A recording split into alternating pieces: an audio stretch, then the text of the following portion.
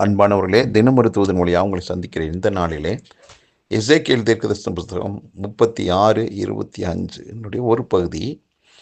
நான் உங்களை சுத்தமாக்குவேன், நீங்கள் சுத்தமாவீர்கள் என்று. அப்போ ஆண்டவருடைய வார்த்தை திட்டவும் தெளிவாக நமக்கு கொடுக்கப்படுகிறது. அவர் செய்யக்கூடிய வேலையும் அவர் செய்த வேலை நிமித்தமாக நாம் அடைய வேண்டிய விதமும் என்ன. அவர் சொல்றாரு, நான் உங்களை சுத்தமாக்குவேன் அப்படின்னு. நாம் எல்லாரும் சுத்தமாவோமா? நிச்சயமாக. அப்போ நமக்கு நாமே சுத்தமாக்கக்கூடிய காரியங்கள் இல்லை இந்த பூமியில். அப்போ நம்மை சுத்தப்படுத்துவதற்கு இயேசு கிறிஸ்துவின் இரத்தம் மட்டும்தான் போதுமானது. நம்முடைய ஆவிக்குரிய வாழ்க்கையில் நாம் ஏறெடுத்து வைக்கிற ஒவ்வொரு நல் முயற்சிகளிலும் வெற்றி அடையணும்னா ஏதோ நம்முடைய முயற்சி, நம்முடைய பிரயாசத்தினால் அல்ல, எல்லாம் அவருடைய கிருபை ஒன்று. ஆனால் இந்த இடத்துல சொல்லப்பட்டிருக்குது நான் அப்படிங்கிறார். அப்போ அவர் உங்களையும் என்னையும் சுத்தமாக்குற தெய்வமாக இருக்கிறார். இன்றைக்கு எந்தெந்த விதத்தில் ஒருவேளை அவர் எதிர்பார்த்த சுத்தம், நாமும் விரும்புகிற பரிசுத்தம் இல்லையோ, அதை தேவனிடத்தில் இருந்து நாம் பெற்றுக்கொள்ள முடியும். அவர் அதை நமக்கு கொடுக்க ஆயத்தமாயிருந்தார்.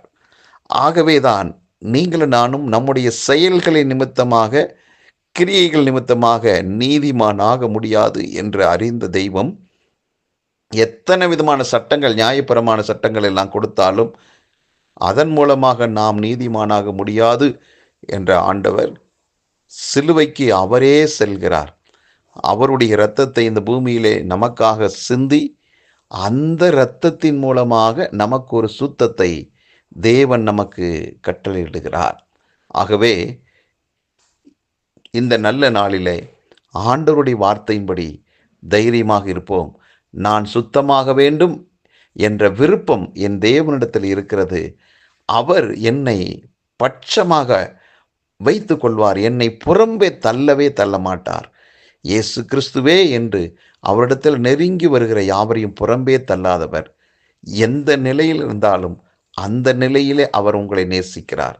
ஆகவே அவருடைய அன்பு மாறாதது.